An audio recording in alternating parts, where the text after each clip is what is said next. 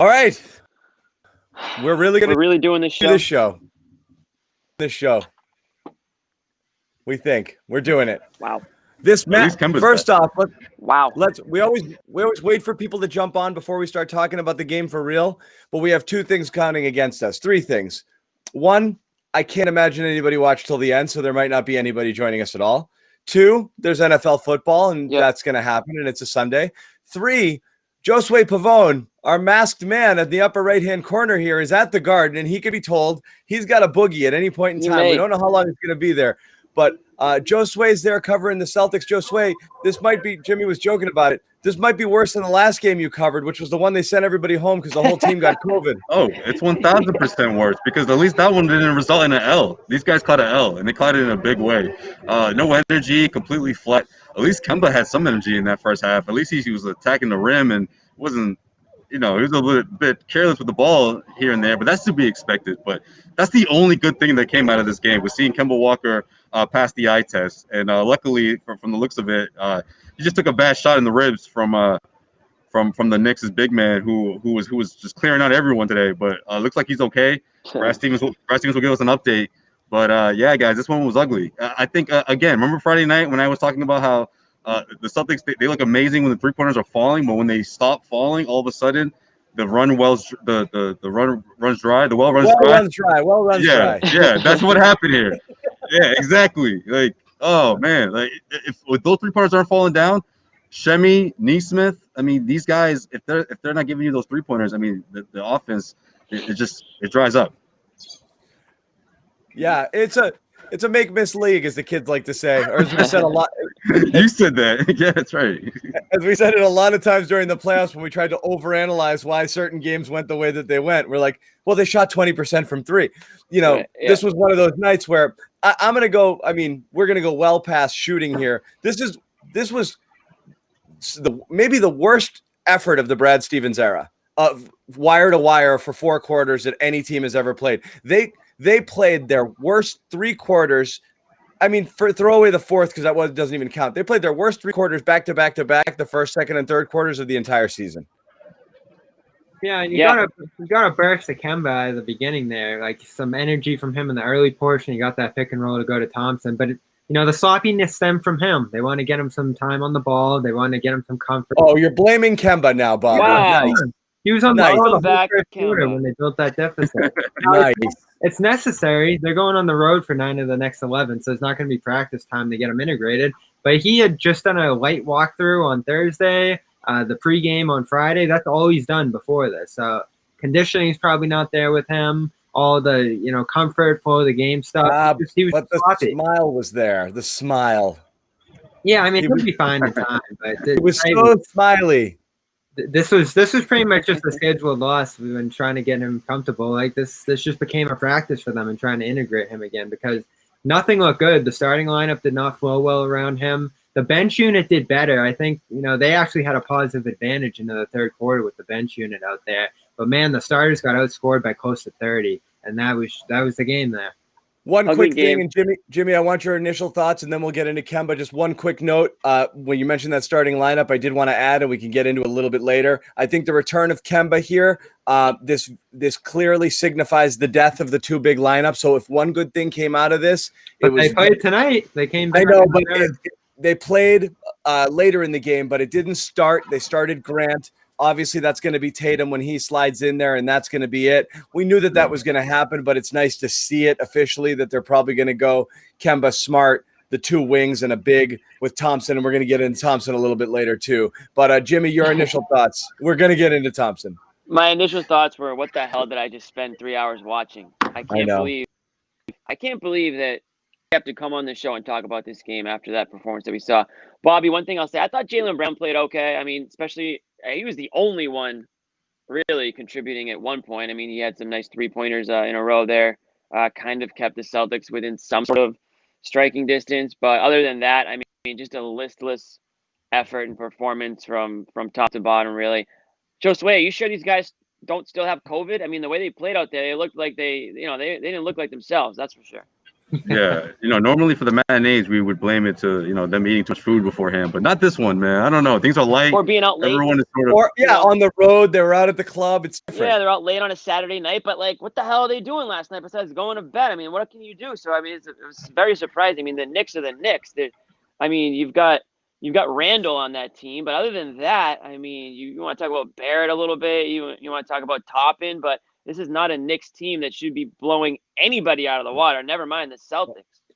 Josue, let me ask you, since you're there, and let's kick off the Kemba conversation. On TV, a lot of people thought he looked like he was moving well. You saw him a ton in person last year at the Garden, and other games, obviously covering him on the road as well. But I mean, you saw a lot of Kemba Walker games last year. How did he look in person there, where you're watching him moving around? I thought he looked great. And I wasn't just saying that because of him scoring points. Again, it's always the eye test with Kemba, and that sort of tenacity and that relentless attack. That's the Kemba that we sort of missed throughout the postseason. We saw a little bits of it, right? We saw glimpses of that.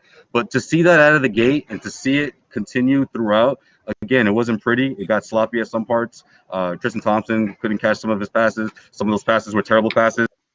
Either way on either side of the fence on that one. But overall, I just thought he looked great. I just think you see the torque and the movement of that knee. Hey, that knee, though. He's getting to the lane. He's not showing any resistance. And that's only going to get better as he gets more reps in.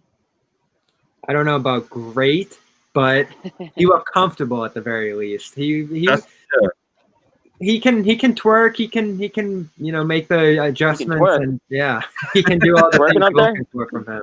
Yeah, not be twerking out there. That's about all you saw from him tonight. The shooting's not back.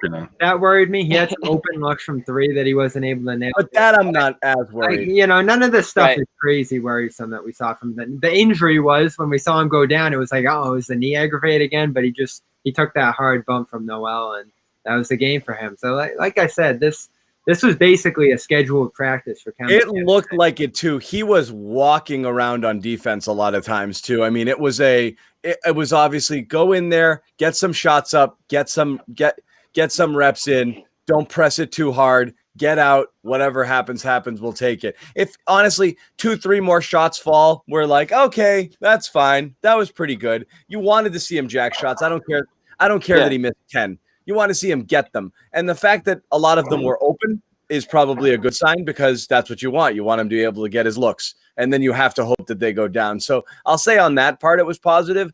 On the other, he didn't look like a special. You just looked like another guy. And it's fine. He's rusty. First game back. Everyone else has been playing. They're 15 games into this thing, or 12, whatever. So it's understandable. I mean, he's way behind everyone else right now. People are looking for pizza talk already. It's honestly a pizza talk kind of game. It's a pizza talk kind of game. Yeah, I mean, we should have saved it. We should have saved that whole thing. Should have started with pizza and then made them beg for us to talk about the game. I don't think anybody's begging for us to talk about this game, but we have to fulfill our duties and do so. So, John, what's this? You about to trash Tristan Thompson? Is that what's going on? Am I? I don't know. I'm asking you. I don't know if I was about to. I just, I don't know if I'm about to. Okay. I thought you were. I thought he was too. That's where I was. I mean, I feel like I think I had 3 points. I think some of those shots he passed up, man. It was frustrating. I think I'm where I am I think I'm where I began with Thompson, but it's getting worse as time goes on. And I don't really, what I said about him before the season started was he'll be fine. Not somebody to get excited about. By the end of the 2-year contract, we'll be glad he's gone. I feel like we're almost getting there now. And it's a little early, but I'm not loving a lot of what I'm seeing out of Tristan. He tries really hard. I'm just not loving a lot of what I'm seeing at this point. And I'm trying hard to see it because I like him. You are trying. No, he's putting in a lot of effort, and he battles a lot, and he grabs boards, and he does some things. Right. But man, again, catching the passes, inability to finish in close, to get really anything going offensively. He couldn't get the putbacks to go either tonight. If you he's getting the boards, and he can't get the putbacks. All of it, yeah. Yeah, so it's not off to a great start for him so far. What I thought we'd see from him with this team is a game changer on defense, and you're not seeing cohesion and chemistry with him and the other Celtic starters either. So as we get toward this Tatum return, and that could be coming up at some point, probably during the next homestand. They'll go on the road now for 2 games. Doubt Tatum will make that trip. I think maybe you think about rejoining the starters from last year: Kemba, Smart, Brown, Tatum, and Tice. Tice just looks better to start this year than Thompson does. And so does Robert. All Thompson's shown so far this year is an energy guy. And Robert's not going to be back either. I still think he's more of a bench energy guy, as Jimmy's talked about. I know, but if Tice is the starter and Williams is the great energy guy coming off the bench who plays so well with Tatum in that second unit, what's Thompson's role at this point? What's left? No, it'd still be some minutes for him. I'd rather some minutes, but again, this is a guy we were getting excited about and saying we're happy they got him plus the TPE instead of a Miles Turner. I'm not going to always make it about Miles Turner, but like we were talking about a guy who's supposed to be more of an anchor. It's not if he's just a rotation big, 15 minutes a game, 2, 4, 5, 6 points, couple of boards. That sounds like Cantor. It's like Cantor. Like I said, he's defensive Cantor. Cantor was offense and board. Cantor you brought in when you wanted offense and boards. Tristan is in there when you want defense and boards. But that's it. That's it. I mean, he's as bad offensively at this point as Cantor was bad defensively. It's pretty much a wash, I would say. I saw some good signs from him early in the game. What I talked about last night that I was looking for with him was from some pick and roll action, and Kemba actually got him going there. That was what excited me most about Kemba's game tonight, was some of the chemistry he had with the big men, which is one of the best things he showed last year. So that was like the glimmer of hope I saw for him getting more involved offensively. But you said it. The defense is where he needs to lay his imprint. And a game like this, going against a Noel, a Robinson, those kind of guys, when the game's played on the interior, that's where you want him to show up and make a big impact. So I'm not calling it a bust of a signing yet. I still want to see him get to his most condition throughout the year. I know a lot of guys came into this year not at tip-top shape. We're about 3 weeks in now at this point, so he's probably getting there, but there's just not that burst from him. You're right. There's not that athleticism. He can't get above the rim on lobs, stuff like that. Can't get the putbacks to go. It's not great so far. It's not. Among true bigs, he looks like that guy, the short one, who's playing with his older brothers, and they just kind of tap it up in the air, and he keeps jumping and jumping for it. He just can't get it. Poor little guy's trying so hard. A bad putback miss tonight, and they couldn't make anything. This wasn't all about him, but this is a game where you want him to show up. Yeah, Josue, before we lose you, buddy, what was it like? What was it like at the game today? I know the last time you were supposed to be down there. That was the day that they shut it all down. Where Josue, so people are wondering why Josue looks like he's using a street light. Josue's at the Garden. It looks like he's in some underground layer. There's no Boston Wi-Fi. He's out there. Show them, buddy. Hey, there we go. Yeah, you just can't see it that way. Let's see what you look like. I'm under the light. Yeah, so take us through the whole. Take us through the day. What's the vibe? Yeah, Josue's at the Garden. Everyone's worried for your safety. They think you're in an alley about to get stabbed. No, the vibe was different. I don't know, Jimmy. I don't know how to say it. I just feel like everyone just sort of does their own thing. You just walked in like typical, like go through security. I was Josue Pavon reporting from the Garden. Thanks, Josue. Yeah, you go straight to your spot. You gotta eat in a different area now. You can't bring food to your laptop, and everyone is just like more like 60 feet away as opposed to 6 feet, But it's nice. I mean, you got all that space. You just don't have the camaraderie and the joking around like we used to do. The ball busting we used to do. Remember, Jimmy? Especially in the cafeteria. Oh yeah. You see your guy Cedric there today? I did not, unfortunately. He's VIP, man. He's in a completely different other section. Yeah, they're in a different spot. He's got to wear these bracelets that won't let him near people like me, Well, us regular people, right? Us regular people, right? Yo, what Julian's my spirit animal here, by the way. VIP media. That's John's burner, I think. That's my guy. True story. Last year, John made us do my burner. True story. Last year, John made us do a video comparing Brandon Clark to Grant Williams and like which one's having a better season when it was. No. I remember that. Yeah, I remember John wishing that it was Brandon Clark on the Celtics team instead of Grant Williams. Who doesn't wish that? Yeah, anyway. That's true. Hey, you said it before most people did. What about during the game? What's that like? And you hear like the shoes and like squeaking and like what's that like? You hear that, and I like that. I like that about it. The pumping crowd noise it's non-existent. It sounds way better on TV. Yo, than it does. You hear it, but it's so faint compared to the music. At Gillette, it's deafeningly loud. It's really weird. I think in other arenas it's way louder than it is in here. At Gillette Stadium for the Patriots, when I went to cover earlier this year, a couple times, I was just like, it's distracting. It's weird too because it's so big. But yeah, it's mellow there. Yeah, but all the timeout, content they still do that stuff, especially because of Martin Luther King Day. A lot of stuff in the bubble. Which is Monday, Jimmy. Messages. Yeah, which is Monday, not February. No. Yeah, that one's. It's a common misconception, Jimmy. Black History Month and MLK on the same month, but no. But the player introductions was a little turned up, a little more to it than I was expecting without the crowd. But interesting. We're one of the few people in the world who have seen live basketball, man. So congratulations to you. You know what was interesting though, and I thought was significant in the third quarter when the Knicks came out to that 5-0 run. That was the loudest I heard this place, and it was all the Knicks players just screaming and I'm like, yo, Celtics have to crush that right now because they're gonna build off of that. That's exactly what they did. That 5-0 run, Brad Stevens called timeout 2 minutes into the half, and all of a sudden it was just like, okay, let's stop this right now, and then they just off to the races. 20-point lead, and that was it. Knicks have some guys. It was surprising how hard they came out here. Jimmy, have you heard of Immanuel Quickley as we test our guys around the league that we know? Who do you play for? I've Who do you play that game? That's about the extent of it. Yeah, that was a steal for them, it looks like. I think he got drafted by the Thunder, traded there on draft night, 25th overall. That floater was crazy in the third quarter. You got like 4 of them to go in a row over Thompson. That was what impressed me most about them tonight was that guy. He's roaring towards starting minutes. The Knicks aren't bad this year. I know they came in with 5 straight losses, but they bring it to you. Julius Randle's like 27, 10, and 7 right now. He's just been ridiculous to start this year. Is that a TP guy possibly? I don't know. Who? Julius Randle. People have talked about it. Good. He's playing well. He's good right now. That's all New York has for a future, Bobby. He also looks he's not an option. If New York just got rid of him for a TPE, like that would be the end of the franchise officially. Oh, it's a hefty contract for multiple years, so that would be the reason. I still think people think it's all they have left, like made of like gold, like right. Like you give it to somebody and they're like all of a sudden like Thank you so much for release now for a contract.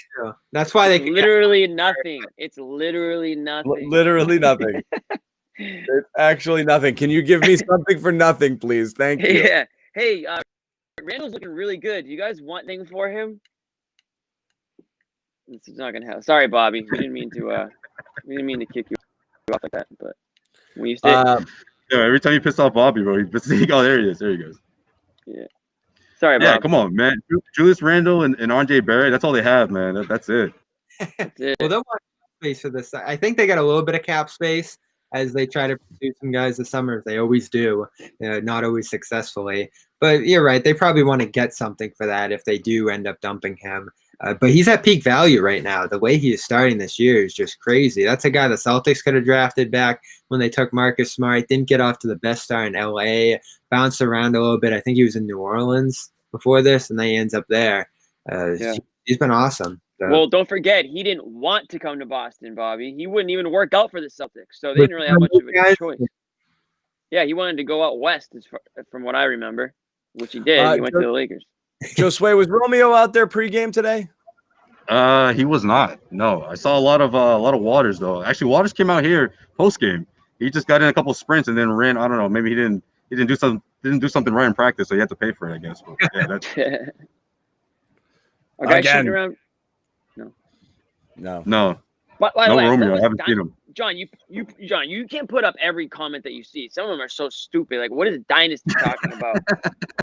What was Dynasty talking about? That comment from Dynasty saying like Jaylen Brown once again didn't show up. Like, what are you talking about? No, sometimes when I go to punch one, it jumps to another. So I miss. That had to have been it for that one. I miss. Yeah, I think that does happen because I'll see John just take something down right away sometimes. Yeah, I misfire sometimes. He's been doing it. It was an okay. You put the boomer in charge of the comments, all of a sudden, like everything's going all over the place. I know John's having flashbacks of there you go again, John. What is that? Like, I just did it to rile you up. No, John was having flashbacks of Dunk Hunt. Remember that Duck Hunt with the Nintendo gun? That's what he was doing. I had Duck Hunt. Guys, the timing on that had to be on point. Duck Hunter. So the only I'm trying to think of big picture things to take out of tonight. The only thing I'll say is now that they have 4 guards in the fold playing, didn't it feel like Jeff Teague played a little too much early on? He was out there just missing shots, 0-4, threw that pass back on the fast break, 10.5. He was awful again, 0 points in 14 minutes. And this is what we're going to be doing with him. It's going to be 17 one night, 5 games in a row of him shooting, 30% and under. And this is the experience with him. And now that you have Pritchard, Kemba, and Smart, and Brown, of course, I don't see a need to play him. Yeah, he might be on the outside looking in after the emergence of Pritchard and Kemba's return. Certainly. I mean, he's just a depth guy. He was the depth guy when they signed him, but I think obviously they didn't know what they had in Pritchard. So I mean, I have no issues with the signing still. I mean, it's short money and he's a veteran guy. So I think that, like you said, Bobby, there will be a game where he will be a factor. Probably more than not, he's not going to be a huge factor. But for me, the only takeaway from this game is literally the only takeaway anyone can have from this game is how did Kemba look, and what as long as he doesn't have any pain after the game and he can suit up for the next one and everything else, that's pretty much my only takeaway from this game is Kemba Walker's performance, or just the fact that he was out in the court. I mean, hand up, I thought he was going to be another month away from even playing. So I'm not going to sit here and criticize him for going 3 for 13. Apology, Cam. No, I said no, not yet. I will apologize after a few games. If he sits out, if he had to sit out here the game, or if he's not playing minutes, or if he's playing like this every damn game, then I don't think I need to apologize. But I will say that he is back a lot sooner than I thought he was going to be. Yeah. Yeah. Well, when I said February, I was thinking no minutes restriction, full ready to go. So maybe I'm off by a week or so, but this is sort of the timetable I had in mind. It's less than that. Again, the story, this isn't a matter of trying to duck an apology, Cam. We've seen this story before. Right. We've seen this movie before. Guys come back, everyone's like, see, and then they get shut down again. And then it's like, oh, it's just planned maintenance. It's totally fine. And then they're out for a month and a half. So let's give it. I want to see Kemba play, look something like Kemba, not have any setbacks. And after a month or so, and if he makes it through the year, we'll be like, oh, okay, it was fine. But you have no idea right now, how many times you see a guy come back and then they're like, okay, there was more swelling than we expected, and it's like, oh, here we go again, so that's the next few days actually are the ones that I think are most important. If he comes back, I mean, now they're lucky. They got 2 days off, but before Philly, it's one of those rare 2-day breaks. So you don't have to play again until Wednesday. If the hip thing or whatever it was isn't a big deal, he should come back. But anything pops up, well, he's not feeling great, or we're just going to give him a little more time. Then we're a little worried. Right. So did they say it was a hip today? I don't know. It felt like he got hit in the. Where did he get hit? I thought it was ribs. He kind of fell on his ribs or something. I don't know. They didn't end up saying what it was that he hurt, but I guess probably just a bruise or something. They didn't come out with any report or anything like that. Probably could have gone if he wasn't on injury limit. It would be important in those Philly games, though. If we remember the series last year, him jumping around those screens, hitting the threes against the drop defense, that was all important there. Like I said, I can't imagine Tatum's going in either of those games. So he's got some big ones coming up. Who knows if he plays the second half of that series. Yeah. But it's important that he comes back at this time. 2 things I'll say about his return, though. Interesting that it comes right around MLK Day, which is what I think a lot of teams thought was going to be opening day for the season. That was probably the plan when they started this procedure in October, was get him back right on time for opening day. So I don't think this was as much him not being ready to go for camp, but they actually had a treatment plan in place for what everyone thought was going to be the start of the season here in January. So that makes me feel good in some regard that everything went according to plan there. I know there's always the bluster in the press conference about how great he feels. He even admitted it at practice. He was like, I know I said I was great before too, but now I'm really great. Now I'm really great. We'll see how it goes, but I don't think there's going to be setbacks here. This is all just kind of gone progressively according to plan.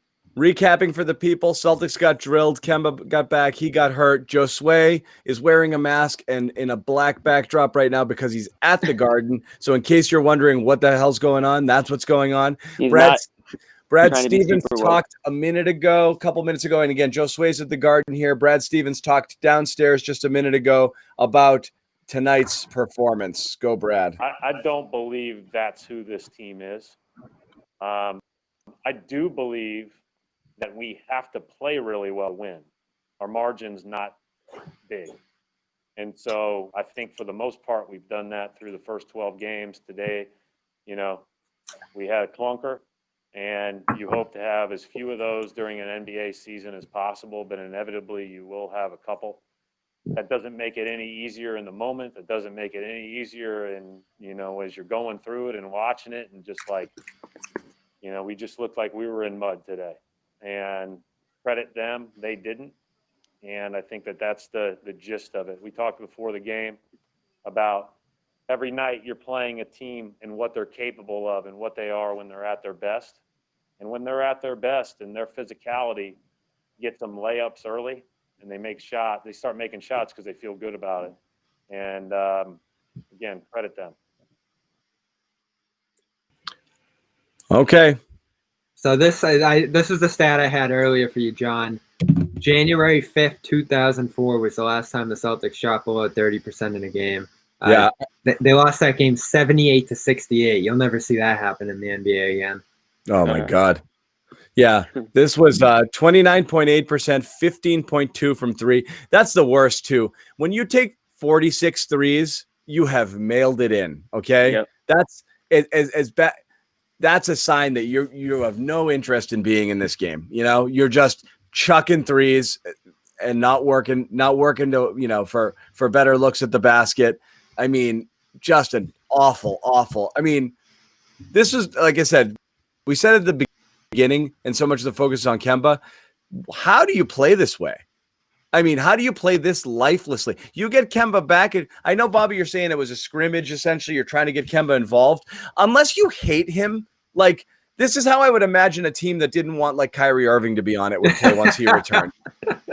Like, I hate this friggin' guy, and now that he's back, I don't want to play anymore. And that's not – everyone loves Kemba. Right. So how do we explain this effort?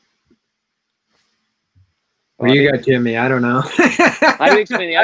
I can't explain it. Or maybe you just chalk it up to every once in a while this shit happens. But, I mean – It's not normally this bad, though. This is probably the worst – loss of the Stevens era in terms of showing up. Worst all-around effort, four-quarter effort. Worst all-around four-quarter effort in the Stevens era, I think. Yeah, and that's not good because, again, you can chuck it up to being a bad game. Bullets happen. He always says that. You're going to get blown out a couple of times a year.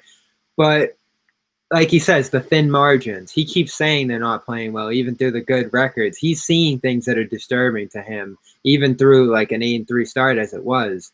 So was it a little bit of a fluky start to the year? Did they hit a soft patch there with the Detroits and Indianas and other teams to go through? They're a little bit easier than the Bucks and Nets that you see at the start of the year. We'll find out quickly this week because it's the same kind of team, Philadelphia. Huge bodies and playing at an MVP level. If they play like this, they're going to get smoked in both of those games, too. Let's talk about Philly 1 second. I did want to ask Josue just on this game. Josue, what was it like? Again, you're there, so you have a sensory advantage over the rest of us. From a body language perspective, watching them, on the bench, in and out of timeouts, coming on the floor in between timeouts. Did they look down? Did it look, like they were like, was Brad like shaking his head on the sidelines? I mean, we can only see so much. No, honestly, it looked perfectly normal in terms of people encouraging each other, teammates getting off the bench and clapping. I think the only time I saw Brad sort of snap out of it, or at least try to snap his guys back into it, was after that quick 5-0 run from the Knicks. He called timeout right away. I think a minute had gone off the clock, maybe. It was like the 11th minute mark or so. And he really got into his team. And I think that's when sort of the momentum, or at least not the momentum, but that sort of guys on their feet and clapping and stuff, it got a bit more serious and more tense. Whereas New York, I think, felt that. They picked up on that because they were over the top. It was the most exciting I've ever seen the Knicks in quite some time. But, obviously you hear more when there's no crowd. It's easier to focus on that. I think there was some significance to it, Being here, I think there's some significance to that because it's like, you hear, everyone heard it and saw it, and the Celtics didn't respond to, that Brad Stevens timeout, and that was just effort, in my opinion. Not responding to that timeout was effort. Yep, that was it. You knew it was over then. Right. Another Because that's when one. you're supposed to turn things around, and that's when you see that jolt of energy, and you just didn't see it. Right. This is the second worst three-point shooting night in team history when they take at least 10 threes. So, like, the era where you're actually taking threes after the 90s, this is as bad as it gets. Yeah. Let's jump ahead a little bit. We got the Sixers. It's a kind of a double dip here. For the Celtics. Huge series. It's a big one. So it's a pretty baseball big series. Yeah, I mean, look, it's interesting here for the Celtics. I'm not going to say it's been a cupcake schedule, but ultimately, you've had, Washington, Toronto not playing well, Detroit a couple times, Memphis, Indiana, Brooklyn. This hasn't been the hardest, stretch of games to start. It's about to get real. Right. And that's what I was afraid of without Kemba. Guys, I'm disappearing for 2 seconds. Do not fret. Josue, lead the way. Oh, wow. All right. Well, yeah, no, I was just going to say, that's what I was worried about when Kemba was out. Was worried about what? The schedule? And now we have to, the schedule, because the West Coast road trip. Sorry, I had something in my ear for a second. The West Coast road trip, not having Kemba, at full strength, but at least now he's ramping up to that. Right. This minute restriction, I don't know how long it's going to stand, but at least going into the that West Coast road trip in February, at least he'll have him at full strength.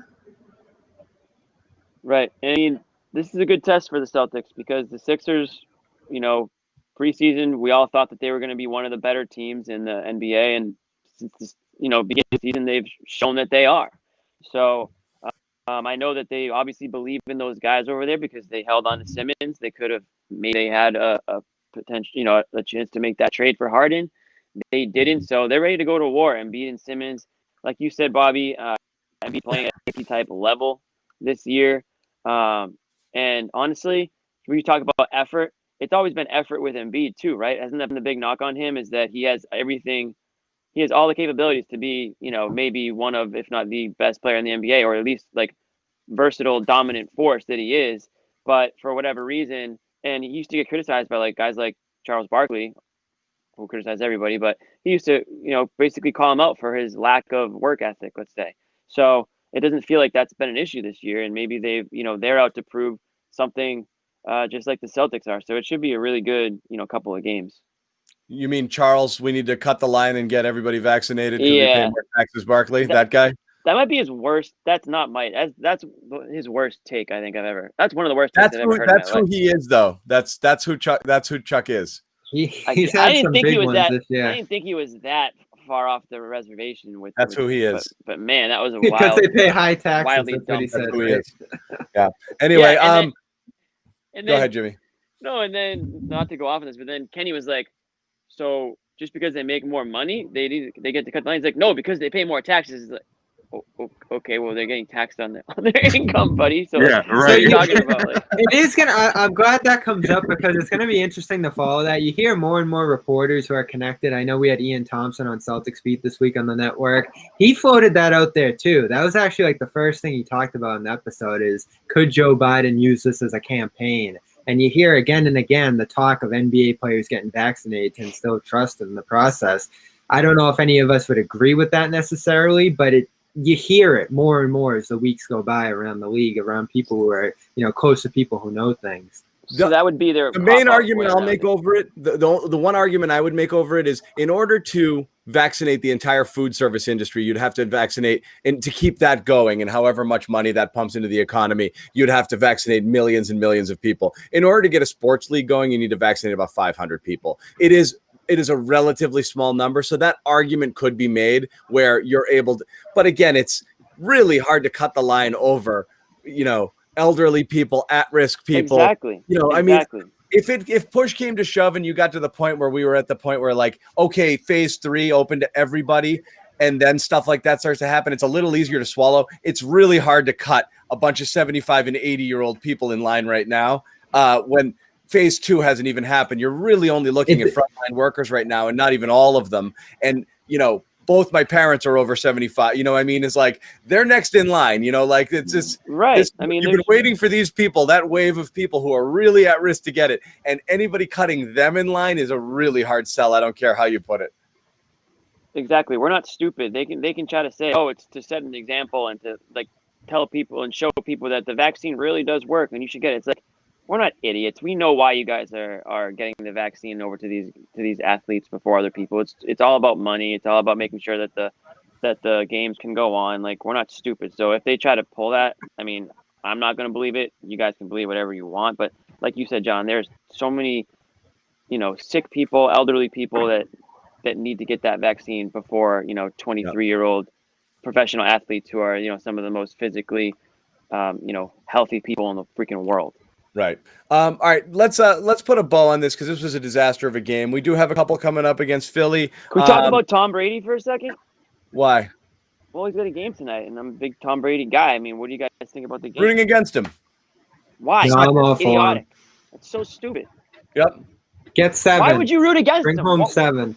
What's rooting against him I don't like him.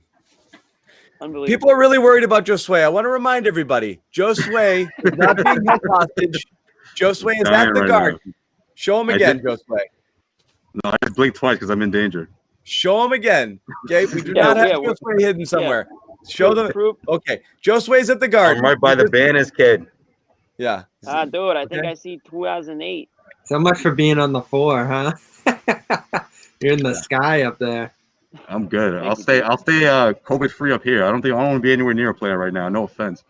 Oh yeah, they're the dangerous ones right now. They're more dangerous than the outsiders. I think if a player approached me anywhere, I book it. I go the other direction.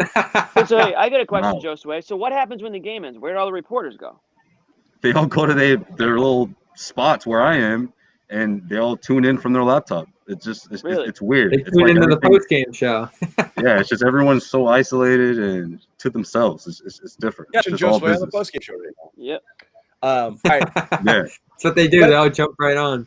Yeah. So 2 games against Philly. We'll be back next week for both of those. It should be fun. We don't know the timetable on Tatum. It'd be nice to have him. We don't know what would happen there. So we'll see. I mean, he's gonna be at that 10-day mark by Monday. And again, I don't know what happens there. So we'll see negative tests, whether he's available for one or both of those. The tough part is he can't travel if he's still in protocol. So, I don't know if they could fly him out for Friday solo or what. It doesn't seem like it.